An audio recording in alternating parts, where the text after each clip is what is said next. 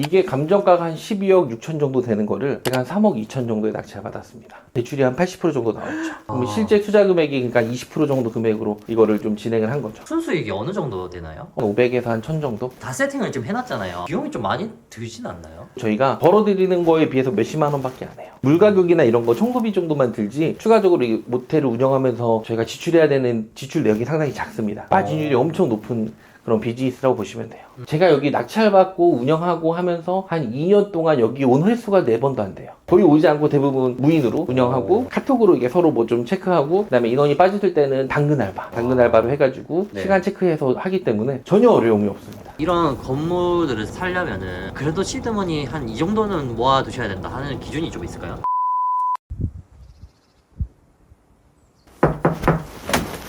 네. 교수님 안녕하세요. 안녕하세요. 간단하게 자기소개 좀 부탁드리겠습니다.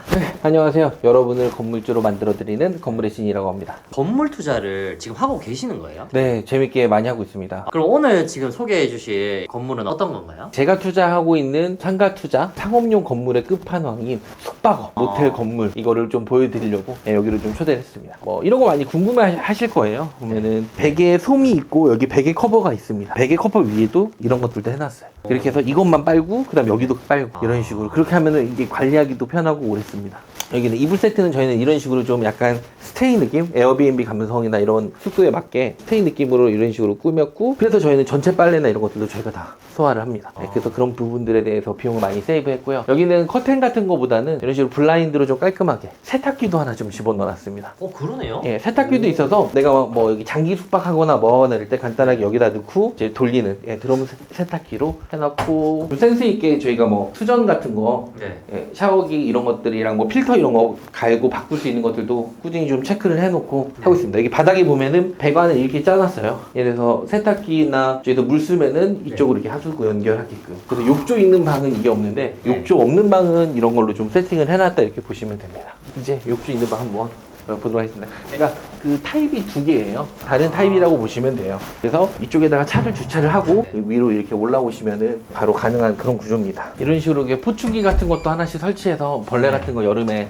잡는 것들도 좀 신경을 썼고요. 아까 본 방이랑 비해서 네. 평소 좀 더 넓은 것 같아요. 예, 왜냐면 세탁기나 뭐 이런 부분들이 없어서 여기에 이렇게 추가 이불 같은 거를 세팅을 해놔서 고객님들이 좀 필요하다고 하면은 추가 이불이나 이런 거 갖다 쓸 수 있게 네. 그런 식으로도 좀 조치를 취해놨습니다. 다 세팅을 좀 해놨잖아요. 비용이 좀 많이 들진 않나요? 이거 물품 해봤자 만약에 한 달에 소모품 기준으로 저희가 벌어들이는 거에 비해서 몇십만 원밖에 안 해요. 물 가격이나 이런 거 청소비 정도만 들지 추가적으로 이 모텔을 운영하면서 저희가 지출해야 되는 지출 내역이 상당히 작습니다. 마진율이 엄청 높은 그런 비즈니스라고 보시면 돼요. 그럼 이 건물을 구입하실 때 네네. 얼마에 낙찰 받으신 거예요? 이게 감정가가 한 12억 6천 정도 되는 거를 제가 한 3억 2천 정도에 낙찰 받았습니다. 대출이 한 80% 정도 나왔죠. 그러면 실제 투자 금액이 그러니까 20% 정도 금액으로 이거를 좀 진행을 한 거죠. 근데 요새 대출 규제 때문에 대출이 안 나온다는 얘기가 많는데 그렇죠. 어떻게 대출을 받으세요? 그 상업용이라든지 이런 쪽은 네. 대출이 뭐 80% 이상 잘 나옵니다. 그래서 그런 거는 큰 어려움은 없습니다. 대출을 이렇게 80%나 받으셨잖아요. 일반 사람들이 생각하시기에는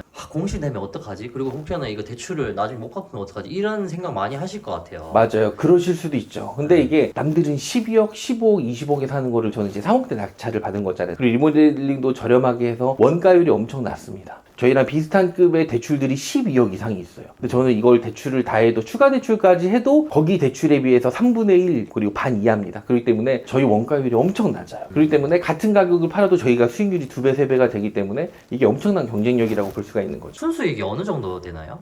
네, 이것저것 뭐 다 빼고 제가 현재 여기 무인으로 운영하고 있거든요. 그래서 한 순이익은 한 달에 한 500에서 한 1000 정도 이렇게 나오고 500에서 있습니다. 1000 정도. 네네. 지금 이거 다 맞추신 거 다 비용 빼고 해도 그렇죠. 500에서 예. 그 정도 나온다는 다 거죠. 제외하더라고요. 여기는 이제 뭐 1호점인데 제 2호점에서는 순이익이 훨씬 더 높습니다. 수도권도 있을 텐데 왜 하필이면 멀리 떨어진 이 지역의 건물을 사신 거예요? 네. 개인적으로 저도 건물 투자나 이런 걸 많이 해봤는데 매가 기준으로 15억이 넘어가면은 이게 이자에 다 녹아버려서 수익을 만들기가 너무 어렵습니다. 숙박업 투자든 어떤 뭐 건물 투자든 그런 다가구 투자든 이런 걸 봤었을 때 그렇기 때문에 저는 건물 투자의 기본은 무조건 수익률이거든요. 그래서 수익률이 높은 거를 찾다 보니까 제 눈에 들어오는 이 물건을 하게 된 거죠. 무조건 수도권이 수익률이 더 높은 거 아닌가요? 건가요? 수도권은 매출이 그렇게 뭐 큰 차이는 없지만 매매가가 뭐 4배, 5배 비싸요. 서울 같은 경우는 기본 뭐 서울에 숙박업 한다고 하면 70억, 100억, 기본 뭐 20억, 30억 이런 소액으로는 임대차밖에 못하고 월세도 막 2천, 3천 이럽니다. 그렇기 때문에 무조건 저희는 수익률로 보고 돈 되는 것만 체크해서 해야 되기 때문에 그리고 이런 숙박업 같은 경우는 전문가의 좀 도움이 필요해요. 그래서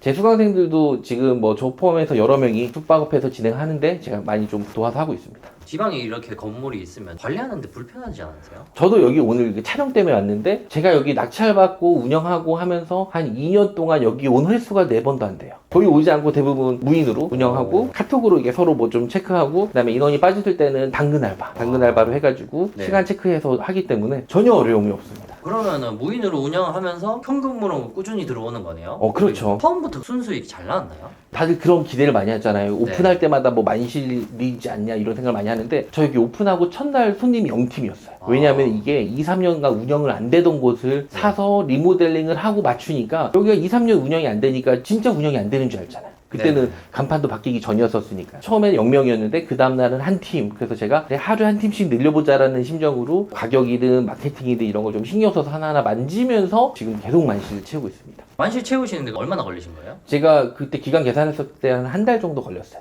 처음엔 토요일이 만실이 되고 그 다음에 금요일이 되고 금토일이 되고 평일이 되고 그래서 예약률이 엄청 높습니다. 명도라는 게 도대체 뭔가요? 명도가 기존에 여기를 좀 점유하고 있는 분들을 이제 보내는 그런 작업을 명도라고 합니다. 특히 이런 숙박업 명도는 좀 더 어렵긴 하는데 제가 그래도 이거 숙박업 명도만 그래도 여러 건을 잘해가지고 이제 뭐 이사비를 주든 뭐 협의를 하든 해가지고 지금까지 문제없이 잘 처리를 많이 했습니다. 수도권에서 좀 멀리 떨어진 곳이잖아요. 권리 분석은 어떻게 하신 거예요? 일단은 뭐 권리 분석도 하고 저 현장도 한번 와서 여기가 네. 이제 돈이 되는지 안 되는지를 먼저 판단을 해봤어요. 저의 가장 큰 장점이 저는 이제 부동산이든 뭐 건물이든 뭐 상가든 상업용이든 이거 보면은 이거 돈이 된다 안 된다는 명확하게 알거든요. 그래서 저도 뭐 주변 시세나 가격대나 보고 이걸 네. 어떤 컨셉으로 어떻게 하면은 되겠다라고 생각을 하고 그 다음에 들어와서 스타트를 했습니다. 그래가지고 이게 제 예상한 대로 이게 이루어졌기 때문에 잘 된 케이스. 그러면 여기 이제 첫 번째 룸 공간, 그 다음에 두 번째 공간을 보셨으니까요. 여기 복도랑 해가지고 나머지 공간 한번 보시고 수부실 한번 보여드릴게요. 여기도 객실이고요. 이 안에 한번 보면은 여기에 뭐 이불이라든지 이런 거를 추가로 좀 더 넣어놨어요. 왜냐하면은 인원이 뭐 2분 오고 3분 오고 4분 오고 할 경우에는 연락이 오잖아요. 이 이불 혹시 좀 추가할 수 있는지. 이거 이불 추가하려고 사람이 늦게까지 있을 수도 없고 우리가 갈 수도 없잖아요. 그럴 때는 방 안에 있는 장롱에서 꺼내 쓰세요. 1번. 그 다음에 2번은 복도 양 끝에 있으니까 이거 빼서 쓰세요. 완전 전체를 무인화 시켰어요. 그래서 고객이 한번 오면은 저희는 가이드를 만들어서 내용을 보내주면은 거의 뭐 소통할 필요 없이 전체가 끝나기 때문에